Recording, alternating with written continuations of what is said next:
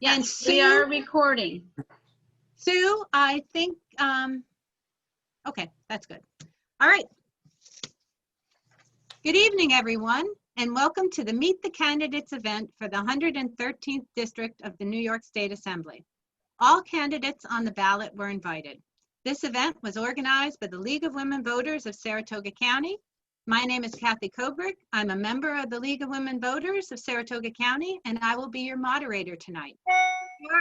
We are doing this over Zoom, so in case of a computer problem on my end, we have a backup moderator. Barbara Thomas will set in and take over.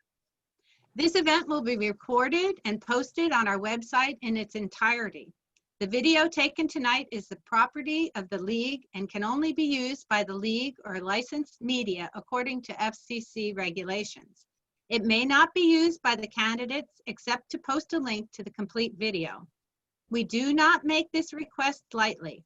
We have had recent experiences where candidates or their supporters have used portions of our video or an audience member's own video against their opponents. The League is a nonpartisan organization, and use of the video by a campaign specifically against another candidate goes against our purposes. This behavior can discredit us with candidates and make it more difficult for us to sponsor future events. Furthermore, posting these types of videos is a breach of trust, and it's very disrespectful of the League. All candidates participating this evening have pledged that they will abide by our policy.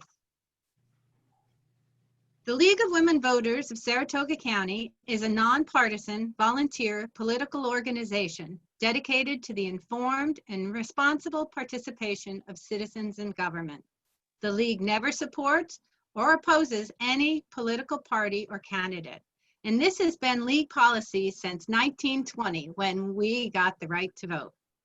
Membership is open to anyone who is eligible to register and vote, whether male or female. Please consider joining your local league. We have received questions from the public in advance. These questions were reviewed by League members and selected to avoid redundancy and to be representative of those submitted. Questions of a personal nature are never included. We have timers for this evening's event. Cards will be held up for the candidates to glance at. Green means 1 minute left, yellow means 30 seconds left, and red means their time is up. I'll give them a gentle reminder that the time is up, and then if they continue talking, we will ring a bell. The candidates for the New York 113th Assembly District in alphabetical order are David M. Catalfamo, running on the Republican and Conservative party lines, and Carrie Warner, running on the Democratic, Independence, and SAM, Serve America Movement party lines. Now it is time to hear their 2-minute opening statements. They have flipped a coin to determine the order. The first to speak is Carrie Warner. Thank you so much. I'd like to begin by saying thank you to the League of Women Voters for once again bringing us together for an informative evening. And I'd like to thank my opponent for joining me for what I hope will be a thoughtful discussion of the issues. Wow, 2020, what a year this has already been. You know, despite the anxiety and the challenges that the pandemic has presented to us, I've really seen our communities rise to the challenge, to come together, to work and support each other, and to lift up those in need. I've rolled up my sleeves and worked side by side with you at food distribution sites around the district, sewing masks and distributing them to seniors. The months from March on were filled with making sure that those manufacturing businesses that could be essential were essential and people could keep working. That hundreds of people who needed unemployment insurance and needed to be connected to it, my staff helped them with that. We've worked on assisting the reopening, to push for reopening of critical businesses, bringing the track back and recently getting students back to school. Working together, community leaders, business owners, educators, elected officials, we've all been in the boat, pulling on the oars in the same direction. Clearly, there's more to do. Over the last 6 years, I've really focused my work on expanding opportunity in our region.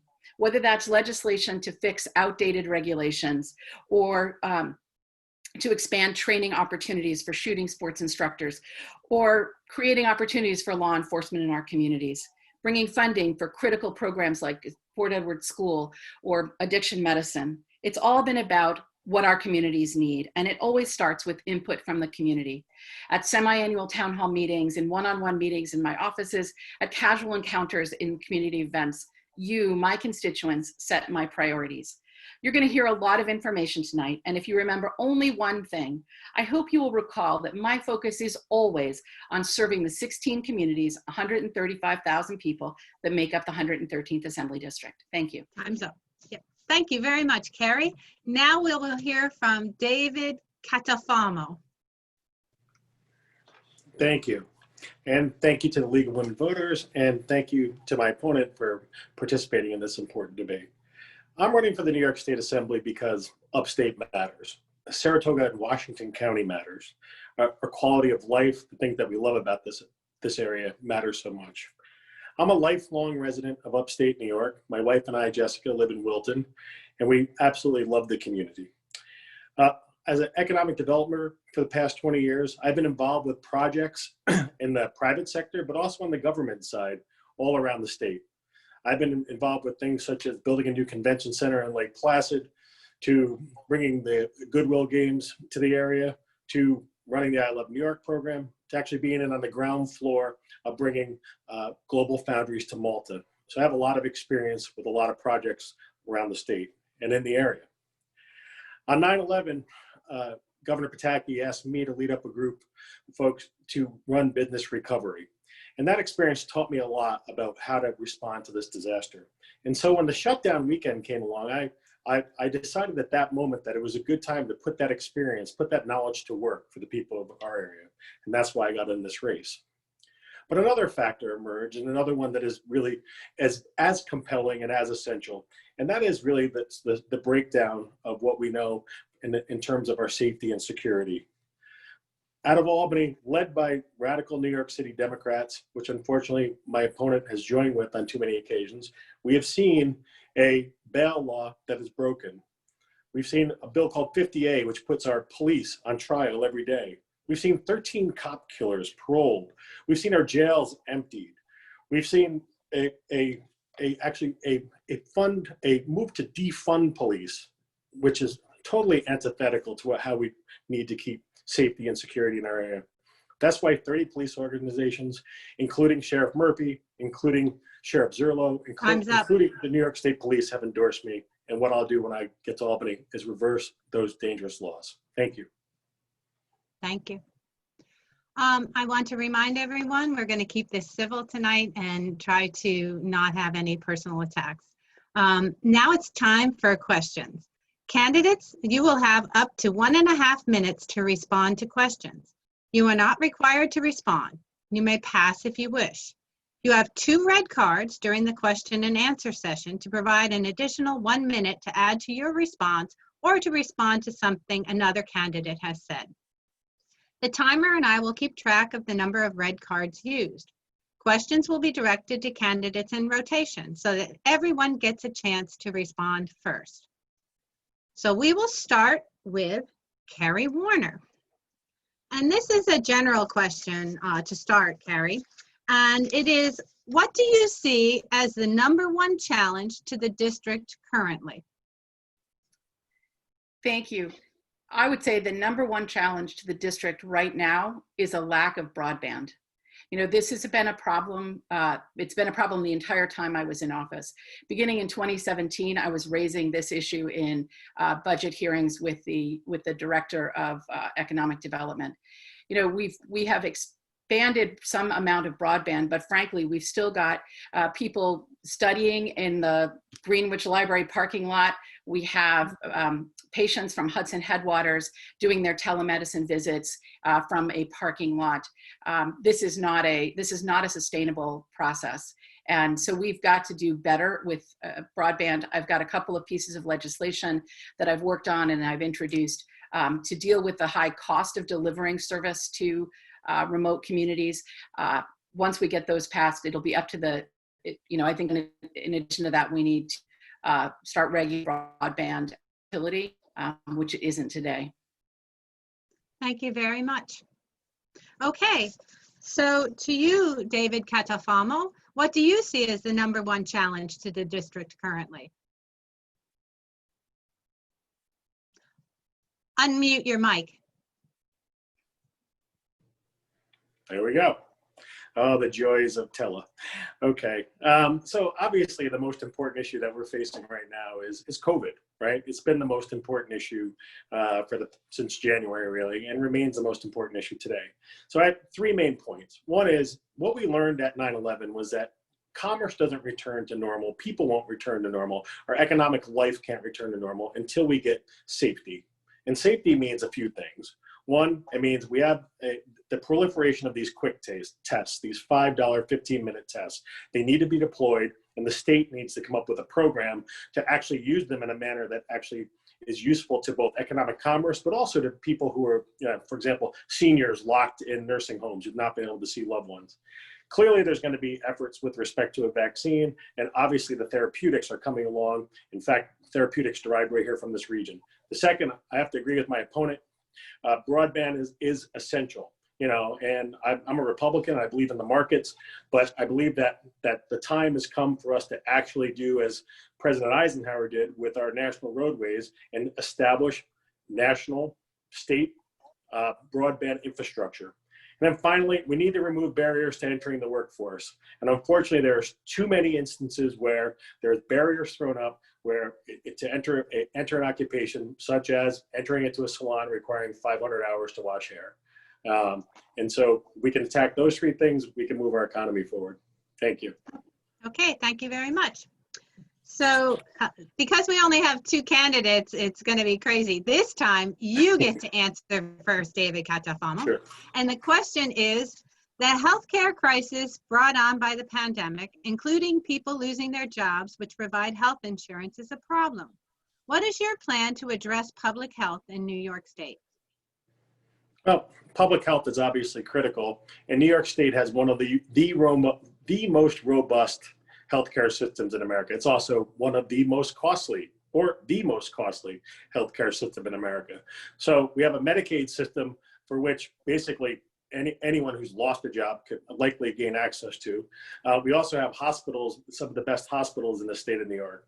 So, while there's a lot of discussion on the national level about what needs to be done in healthcare, reality is that New York has long been a leader. And actually that is part of what's busting our budget, to be quite honest, is that we have some of the most expensive and some of the most extensive benefits of any state in America.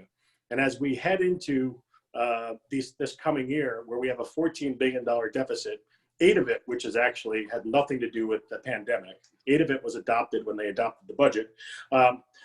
We're going to have to look at things like healthcare. And unfortunately, the New York City radical Democrats, they actually have talked about doing their own version of the affordable healthcare in New York. And the reality of that is that estimates are that would actually triple the size of New York's budget. That is simply unsustainable. It's certainly unsustainable right now, where we face an economic and fiscal crisis of which this state's not seen probably since the Great Depression. So we have a robust system. It definitely needs to be tweaked, but the solutions coming out of New York City, of which that's my opponent's conference drives that, is really actually dangerous. Time's up. Okay, thank you very much. All right, would you like me to repeat the question? No, I think I have it. Thank you so much. Okay. So I would agree with my opponent that the single payer proposal that is coming out of the Democrats in the Assembly is probably not the right solution. One of the things that I have in my office is a map of the district, and we've mapped in Washington County where all of the primary care physicians are, where the dentists are, where the mental health practitioners are. It won't surprise anybody who lives in Washington County that the map is nearly blank. Mm-hmm. There are simply not providers that practice in rural communities anymore. So one of the things that I focus on is not about the cost of healthcare, and we can certainly talk about the fact that the cost of insurance has gone up dramatically, that what was once affordable is certainly not affordable any longer. But the real question is, even if it's free, if you don't have access to to a doctor, to a healthcare facility, you don't have healthcare.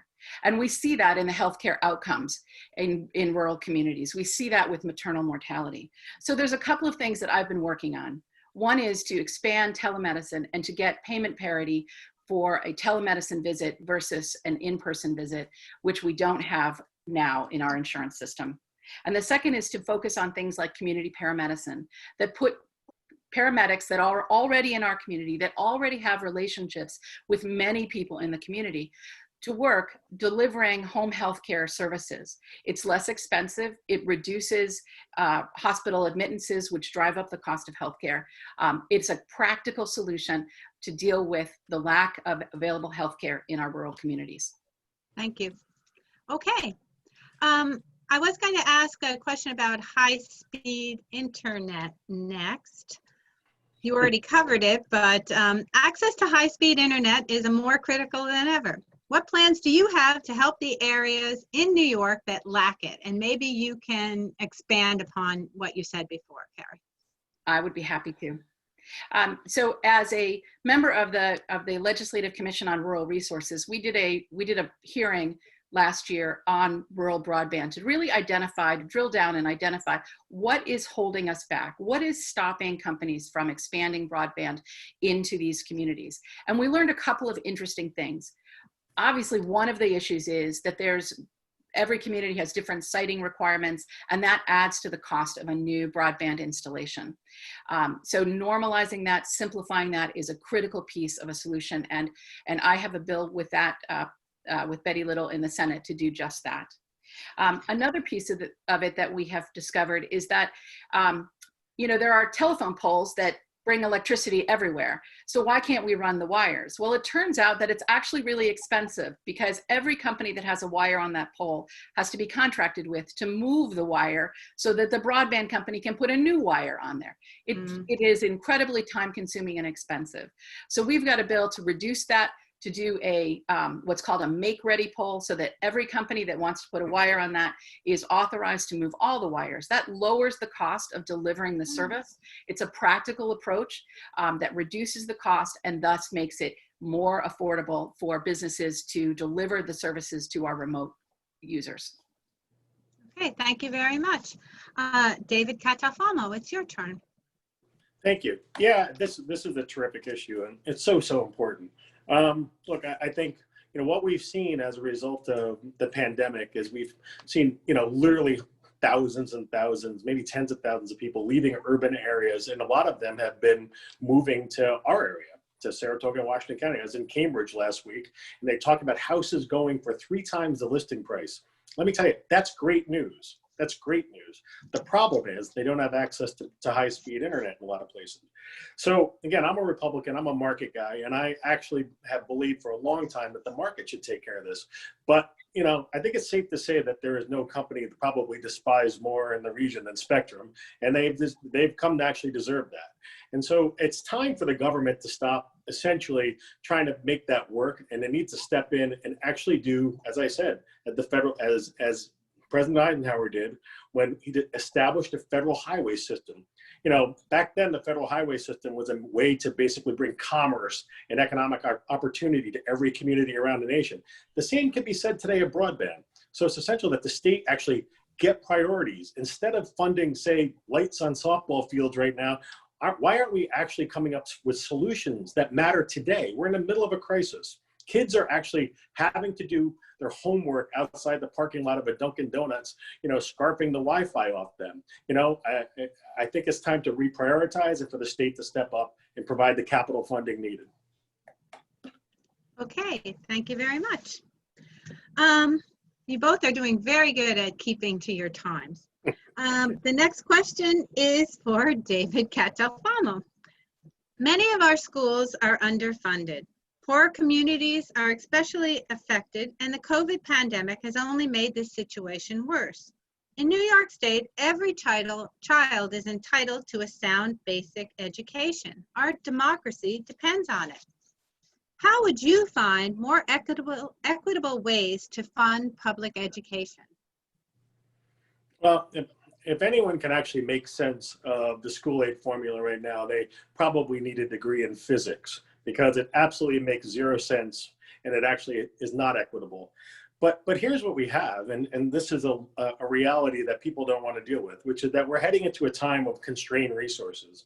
And those resources, which have been, look, we're coming out of one of the best economies of our lifetime, where revenues were more robust than at any time, probably in recent history. And we're heading into a time where those revenues aren't there. So the notion that we're going to find more money is candidly delusional, unless of course, there's the movement in Albany, which does exist, to increase taxes. And there are a couple of proposals out there. Actually, my opponent has one to raise taxes $2.2 billion. And then she also has a proposal, or at least an idea, to raise funds vis-a-vis a stock transfer tax. The problem with all that is that we are at a dangerous tipping point in New York. If we chase too many income earners out of the state, we'll be left with simply a hardworking middle class to fund all of the needs of the state, including education. And that will be an absolute disaster. So we need to get real about what's going on here. We need to actually talk about, for the foreseeable future, constraining our spending, prioritizing our spending, and figuring out how we're going to do with less as opposed to how we're going to keep doing with more, because more is just not available right now. Thank you. Okay, thank you. Carrie Warner. Thank you so Your much. turn. Thank you. There's probably nothing more important in our democracy than public education. It's what lifts people out of poverty and into the middle class. It has been key to our democracy. I am very focused on what is it that we need to do to keep our public schools whole. And I fought for a long time to change the funding formula for rural schools particularly, so that it's not based on, the community wealth index is not based on income, but is based on, or not based on land value, but is instead based on the number of free and reduced lunch programs recipients that we have. That formula has a fundamental flaw that's been in place for a long time, and it's only going to seem worse now. I don't know where my opponent comes up with the conclusions that I think the answer lies in raising taxes. Quite the opposite. What I have proposed is that we focus our spending at the state level on those things which only government can do: funding education, funding public health, funding infrastructure, and funding public protection. And we need to focus all of our funding on that, spending on that. And only if in doing that we still cannot fund what those things require, then we need to look at additional revenue. And I would start with the things which are not income tax based. Things like, let's get mobile sports gaming going. That's money that we are sending to other states. These are things that we can do, and that's where I would start. Thank you, Carrie. Okay, this next question is going to you, Carrie Warner. Police use of excessive force and the unequal enforcement of the law are concerns of many citizens, not just Black and brown people. What reforms do you support to make everyone safer and the system more just? This is an important topic. It's one that's been on a lot of people's minds based on things that have happened in Minnesota, in Georgia, and other parts of the country, and in New York City. One of the things that I think is true, just in general, is that you get the kind of behavior that you manage. And so my approach, what I recommend, is that we really focus on accreditation. The accreditation process that's run out of DCJS, and Sheriff Jeff Murphy in Washington County is one of the lead auditors for the accreditation process. That process be incented, or agencies be incented to pursue accreditation. It's an extensive process that requires that agencies have updated policies, that everybody is trained in that, and that they can demonstrate that they are actually using those practices that are specified in their policies. Both sheriff's departments in Washington County and in Saratoga County are accredited. Many agencies across the state, but not all of them are. And I really think that if we emphasize accreditation, then there is an audit process that will ensure that our policing is fair and that the practices that are used are appropriate. Okay, thank you very much. David Catafalmo, it's your turn to answer that question. Can you repeat the question? Yes, Yeah, obviously. Police use of excessive force and the unequal enforcement of the law are concerns of many citizens, not just Black and brown people. What reforms do you support to make everyone safer and the system more just? They support a different question, I guess. But let me just be real blunt. Obviously there are police who are bad apples and do bad things. However, that does not equate to a defund the police movement. It does not equate to turning our backs on our police and making them into basically making them at risk basically through a bill like 50A. It does not mean that we should turn our entire criminal justice system on its head and make the rights of criminals and the priorities of criminals ahead of those of citizens and our law enforcement. And this conversation is entirely backward. We cannot have commerce. We cannot have safe communities without a police force that is respected, that is actually given the tools, and that actually is given the support of our public officials. And I have to tell you, I think that the silence that's come from a lot of people, but including my opponent during this entire period of time where our police have been under attack is frankly scary. And worse than that is that the folks who are coming up out of New York City, and this is not made up, have very, very extreme views on this issue. And if you don't like what you see now, it's about to get worse. So we need to make a change in Albany because the laws that are coming out of Albany are putting our police at risk, and it's simply not acceptable. Okay. Thank you, David. I just want to remind everyone that we want to hear your ideas about how to solve problems and not that is my idea. That's my idea. Okay. And I also would like to make sure that we're not talking about your opponent. People want to hear your solutions to problems. So, okay, the next question goes to you, and I think you'll like this one.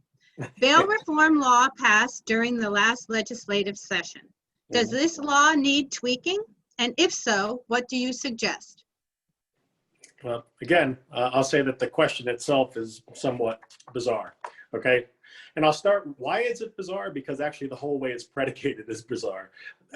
David Soares, who was elected by essentially with the support of George Soros, one of the more liberal individuals on the planet, has said, and I quote, "This is the worst law he's ever seen." He didn't say that last year. He didn't say that 6 months ago. He said it about a month ago. So there is no tweaking this law. This law is seriously broken.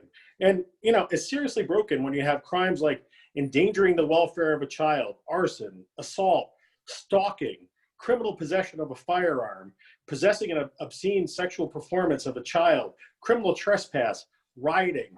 If you have discovery procedures where somebody who gets stalked, that person who stalks them actually have the right to go to their home and actually interview them and get evidence. Our criminal justice system is simply broken and it needs to be fixed. And it's not a tweak. It's not a tweak at all. It's a complete and utter reorientation to policy that make us safe. It doesn't mean we can't train our police better. We can, we should, we have to. But the solution that we have right now is simply unacceptable and it's dangerous. Okay, thank you, David Catalfamo. Carrie Warner. Thank you. So the bill passed in 2019 over my objections. I raised those objections with the speaker, with my colleagues, and it still passed. In 2020, I could have sat on the sidelines and said, it passed, whatever, but I didn't do that. I got to work. I met with law enforcement. I met with our 2 sheriffs. I met with our district attorneys. I communicated with our county court judge, and I identified a list of specific things that needed to change in this bill. And we worked hard. I worked hard to bring those issues forward and to get them enacted in the 2020 budget. And it did things like made sure that things like sex trafficking, like crimes involving incest, criminal obstruction of breathing or blood circulation, unlawful imprisonment in the first degree, those are the kinds of crimes that now are once again bail eligible and judicial discretion has been restored. Yes, there's more to do. I'm not satisfied either, but there's a reality here, and that is that I went to work based on conversations and input from law enforcement and from district attorneys, and we modified this bill to make it better, to fix the flaws that were there, the worst flaws. There's more to do. I will freely admit that, but we have put ourselves in a better position in 2020 than we were in 2019. Thank you, Carrie. I saw a red card. Yes. So this means you get another minute, David Catalfamo, to respond. Thank you. All right, so we'll be 1000% clear about my opponent's record on bail. She voted for it as part of an assembly resolution, which passed in 2018. She did vote against it in 2019. But in 2020, the bill that continued the bail law that we have now passed by one vote only. One vote would have sent that bill back for more changes. And these aren't tweaks, they're real changes. And my opponent voted for it. Now, look, you know, I believe that what we see right now with 11-year-old boy getting shot in a drive-by, 13 cop killers being paroled, attacks on the Zim Smith Trail, and numerous other incidents are just unacceptable. And it's not something that you ever sit on the sideline for. You get in, and you get in deep, and you don't go until it's fixed. And, you know, I've dealt with the Assembly Democrats, and I tell you, the folks who are radical Democrats out of New York City, they don't want to do this. They're going to resist further changes. And, you know, unfortunately, my opponent's gone along with too many of them. Thank you. Carrie Warner, you have another minute to respond. Thank you. So I'm not sure whether my opponent is just woefully ignorant of what the legislative process is or if he's just lying. So in 2019, we passed a resolution to get the budget process started. Yep, it did include stuff about bail, but it also included many other things. It's really just the starting gun for the budget process. In the budget bill that enacted the bail reform, I voted no. I objected to it. I worked on trying to get changes in, and I didn't, and I wasn't effective. But in 2020, I was. And my opponent is correct. The downstate Democrats didn't want to make change. But because I was in the room, because I was making an issue of it, because I was working on this issue and brought forward specific changes that needed to be made, we got changes made. He would have just said, can't be done. They're not going to listen to me. And I got it done. We got real changes made. Okay, thank you, Carrie. Okay, we're going to have another red card to David Catalfamo. I guess people were ready for this issue.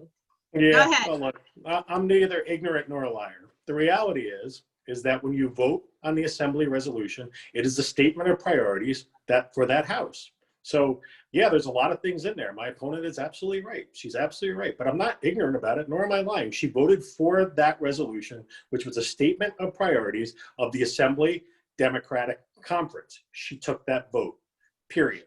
Now, let's go to her work.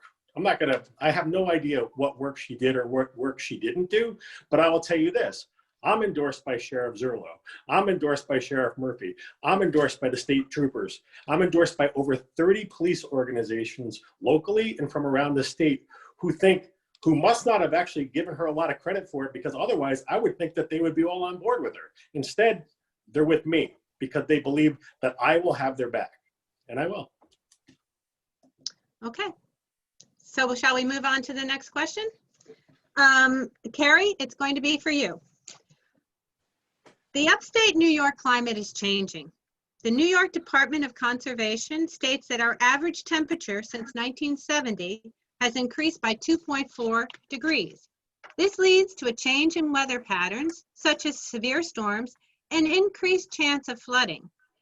How will you ensure that our state is prepared to handle these changes? Excellent question.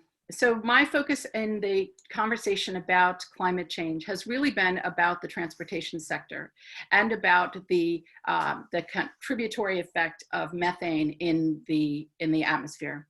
And I think these two things are linked. So I focus on how can we transition the transportation sector, which is the largest polluting sector, from a primarily fossil-based fuel source to something that is cleaner burning, low carbon fuel. So I've been the prime sponsor on the bill to create a low carbon fuel standard program in New York State, which would help transition provide incentives to transition to lower carbon fuel sources.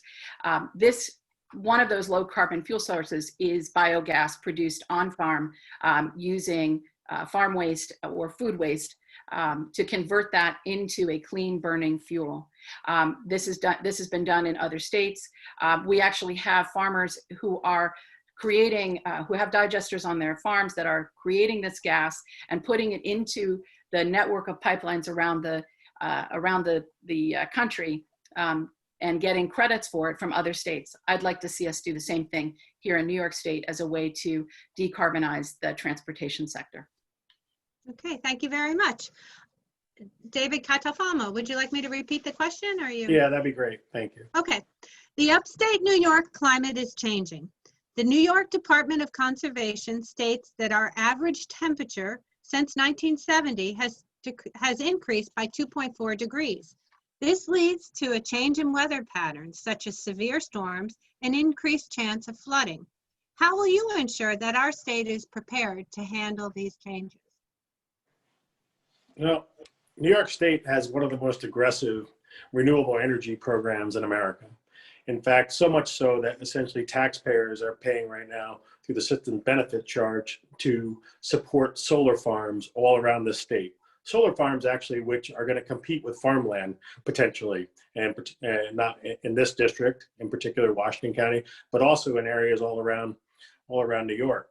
And while, you know, renewable energy is certainly important, and it certainly contributes to our overall energy picture and also improves the environment, the reality is that I'm concerned that going forward that New York does not have the reliable energy infrastructure it needs to allow for continued growth.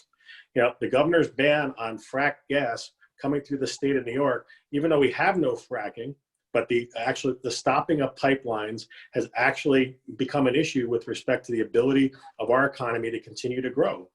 Further, as you know, we've talked about earlier, you know, our state's in a real tough spot right now, and taking funds and actually supporting renewable energy farms is a large expenditure of funds that actually is something that will impact our budget.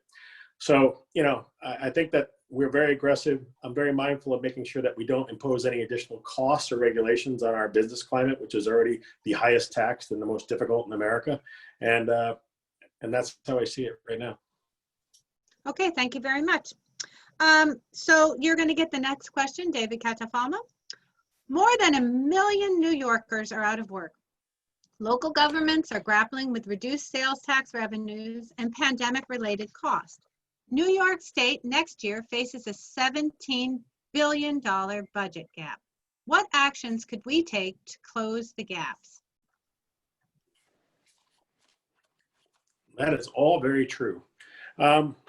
So yeah, we're facing an economic crisis like we've ever seen, and I'm not even sure that $17 billion, you know, is the right number. I think that was, you look at the out years, you're talking about $64 billion. I can tell you that Governor Cuomo and the legislature, which has abdicated its responsibility and not been back to Albany since March, which is frankly criminal to me, they have no plan.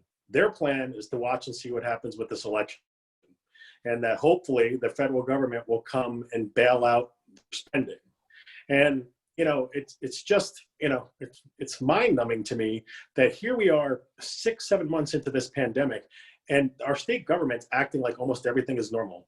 My opponent's out announcing lights for soccer or softball fields. I just don't think that's a priority right now. And while the state government has held back 20% of funds to local government, it's not actually put in place a real plan to actually reduce costs. So yeah, we need to reduce costs. Why don't we start by getting rid of the Hunger Games? Why don't we get rid of a $500 million film tax credit? Why don't we look at actually putting the burden of the MTA where it belongs, back in the MTA district? Those are just a couple ideas, but there's zero serious talk coming out of Albany right now. It's all essentially hold our nose, close our eyes, pray for the victory that will get you a bunch of infusion of federal money, and then see what happens later. It's irresponsible, it's problematic, and I simply don't understand it. Okay, thank you. Carrie Warner. Thank you. Just for the record, we've actually been back several times since March in session. So just saying.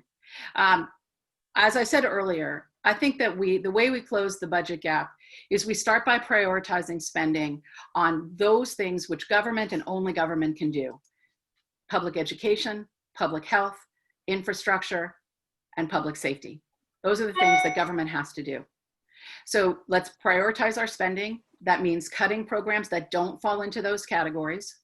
And if after tightening our belts and focusing our spending on just those things, we still don't have enough money to fund those priorities, maybe we will, maybe we won't, then what we need to do is think about how can we raise additional revenues. And I'm going to start with things which are not based in personal income tax or corporate income tax. And the primary one that I've been pushing is mobile sports betting. So we know that there is a market for mobile sports betting.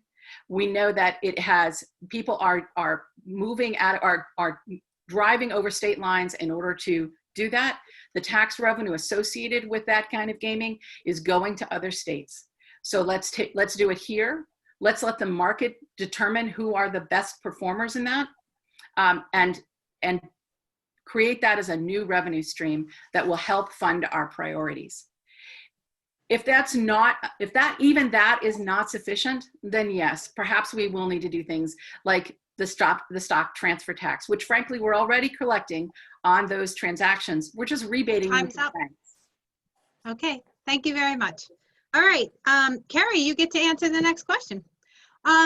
Should New York State allow physicians to provide medical aid in dying to terminally ill patients who request that type of health care?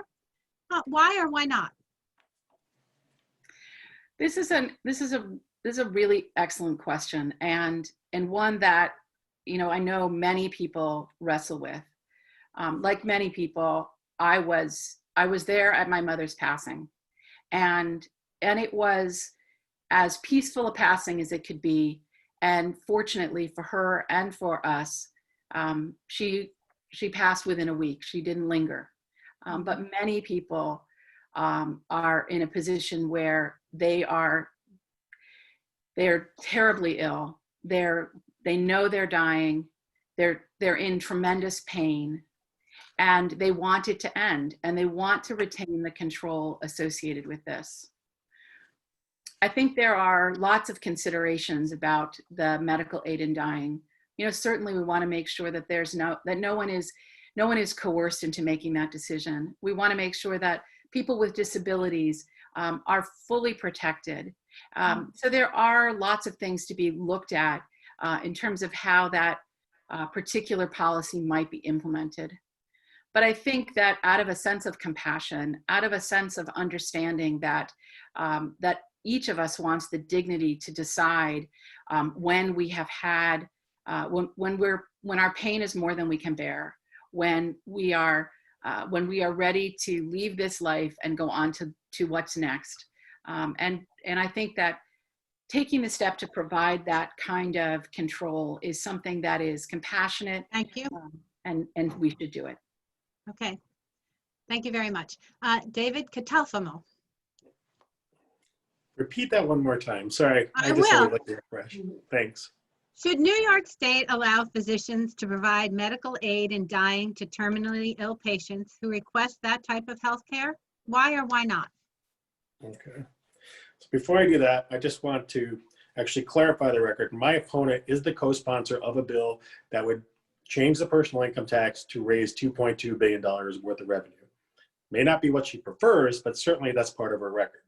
So as we get to this issue of, let's call it what it is, it's assisted suicide, I'm somewhat, candidly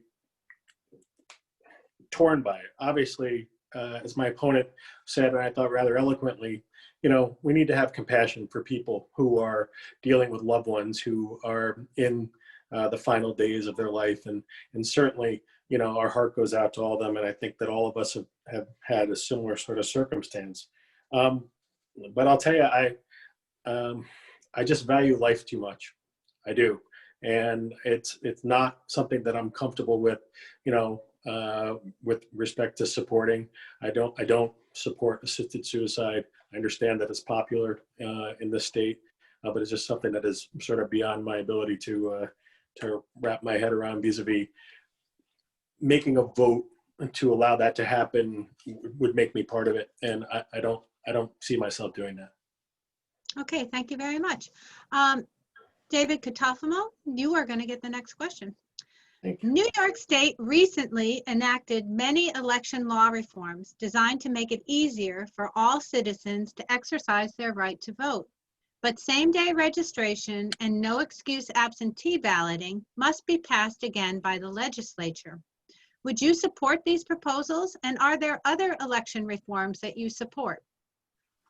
Yeah, that's a great question. So for me, honestly, and people think I'm a weirdo, but election day is like my favorite holiday. It's not a holiday. It's you go and you vote, and it's the most important thing I think that we do as citizens. So I feel real strongly about it. So with respect to those two issues, I'm all in favor of no excuse absentee balloting. I think it is something that is overdue in New York, and I think that it will help with people who have absentee ballots. Same day registration, I don't support. I think that if you want to vote, you might want to get engaged and actually learn about candidates and know what you're doing before you jump in the ballot box there. Beyond that, actually, I think long-term, what we see sort of is an explosion of bad ideas going on. We might have elections like we did earlier this summer where we're going weeks and weeks and weeks without knowing, who won. That's not good for our democracy. It's not good for our elections. So we need to nip that. I'm actually a fan of figuring out how we can move ahead with blockchain voting. It's secure, it's transparent, and it will allow for essentially to bring more people into the process without encumbering a system in a way that is simply just unmanageable. Okay, thank you very much. Carrie Warner, would you like me to repeat the question, or are you good? Oh, thank you. I've got it. So yes, we have instituted a fair number of election reforms, and I think that the system in New York needs to kind of absorb those, and our boards of elections need to figure out how to successfully implement those with efficiency and integrity. So before we do any further reforms, I think we need to just let the ones that we've passed settle out for a few election cycles and let our boards of elections get things functionally correct under these reforms. Like my opponent, I think that that we should do no excuse absentee balloting. I think that's an important challenge. As somebody who, when I worked in the private sector, frequently had to be away on business trips, and you don't always know in advance that that's going to happen. So I think that the way people live today, although quite frankly, we're not traveling right now, but the way people live and work today, I think it's important that we just open up the opportunity for people to proactively say, well, I don't know whether I'll make it to the polls, so I want to get an absentee ballot.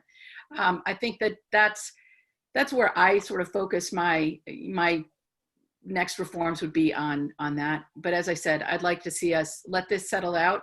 Let's let early voting settle out, all the other reforms, and see where we need to go from there. Okay, thank you very much. You're going to get to answer this next question. As parents go back to work, they're finding that childcare is either not readily available or, for many, unaffordable. The inability to find affordable, high-quality care not only affects parents' ability to work, but also negatively impacts their employer when their employees are either absent from work or distracted from their job. If elected, what actions would you take to address the crisis in childcare? So there is probably no more important topic right now for many families than dealing with the availability of childcare. And earlier this year, I joined with a number of legislators in a bipartisan effort to get the governor to release the CARES Act money that came to support childcare centers reopening. I've spent a lot of time talking to our childcare providers, particularly home-based childcare providers. And what I recognize out of these conversations is that this is an industry that is incredibly regulated, to the point where most people who get into home-based childcare find that they have to get out because they just can't, they can no longer keep up with the regulations. So I think we need to really take a hard look at the set of regulations that govern home-based healthcare and small private, not healthcare, sorry, childcare, and really do a thorough job of assessing what regulations do we need to have in order to provide for the safety of children, and where is it that we can give some of these childcare providers some relief so that they can make a living providing childcare, which is so critically needed by our families. Okay, thank you very much. David Catafamo? Yeah, so this is a critical issue, and I can say, my mom was a single mom and with 4 kids, and so when it came to childcare, it was a mishmash of family that stepped up and helped us to manage our family. And then as soon as being the oldest, I was old enough, I was watching the kids, and that was the way that, things were back in the day. My opponent's completely right. The state regulations on childcare are so onerous that it's practically impossible to do business there. And in fact, we found throughout this COVID crisis, get employer after employer who were like willing to step up and actually provide on-site daycare, and the state couldn't get out of its own way to figure out a way to allow them to be able to do that. And obviously that was so impactful to so many families. And let me just go even further than that, because this entire COVID crisis has actually exacerbated the childcare issue in a way that we have not seen in quite a while. But candidly, I think it's absolutely astounding to me that we have kids who are frankly at greater risk at being home right now than they would be at school. And the fact that the state has not helped these local districts to make sure that kids with families with mental health issues, drug abuse issues, who have school lunch, who have breakfast, that they can't get to school, they are more risk at home right now than they would be at school. And it's a shame, it's a disgrace, and it's a lack of priorities and a lack of paying attention to what matters. Okay, thank you very much. I think this is going to be our last question before closing statements. And it's going to go to you, David Catafamo. Unemployment and underemployment are rising. What will you, as a member of the Assembly, do to help us long term? Sure. Look, jobs is a bit of my specialty. I've been involved with economic development for literally the past 20 years, and I've seen all kinds of situations which can help grow employment. But, as I said at the outset, we're not going to get our economic vitality back until we get safety back. And that is something that is actually going on right now. Clearly, as we talked about, with more and more people working from home and from the dispersion of people and actually companies changing the way they work, we need to have the broadband infrastructure in place so that they can actually do their work from wherever they are, whenever they want to. Finally, and most importantly, we need to remove the barriers to people entering the workforce. And unfortunately, there's all kinds of legislation like my opponent has sponsored with respect to requiring 500 hours for somebody to be able to wash hair in a salon. It's simply, that costs $17,000. It's just simply doesn't make any sense. And by the way, this isn't the only one, and this isn't the only example that this stuff proliferates in Albany. It's essentially part of the Lobbyist Protection Act. And, the reality is that it's wrong. It's wrong for our economy. It's wrong for our business. We need to actually remove those barriers so that people can enter the workforce. Okay, thank you, David. Carrie Warner. And I think I'm going to use my red card to get an extra minute on this one. Sure, fine. So I want to just begin by just reflecting a little bit on what my opponent just said. He seems to think that we have unsafe communities here in our region. And I can just say that I spoke with DCJS and I got a spreadsheet of all of where we stand with respect to crime in this region. And And in Saratoga County, crime is down 18% year over year. And in Washington County, it's down 10% year over year. Both violent crime and property crime are down year over year. So we live in very safe communities. And they are so safe that people want to invest in our communities. In the last week, I've done 3 ribbon cuttings on new businesses that are starting in Saratoga and Washington counties. People are investing in our communities, and that's what we need. We need to invest in the businesses that are here to provide incentives for them to grow. We need to invest in helping new businesses get started here. And there's a couple of ways we do that. One is we really invest in workforce development programs. We've been leaders in the PTech program, in our BOCES program and career and technical education to prepare kids coming out of our secondary schools, in our community colleges and in our 4-year universities to really be able to do a wide range of things, everything from machining to high technology and semiconductor manufacturing. And part of why this region is so strong is that we have strong workforce development programs that produce a qualified pool of candidates for businesses to draw from.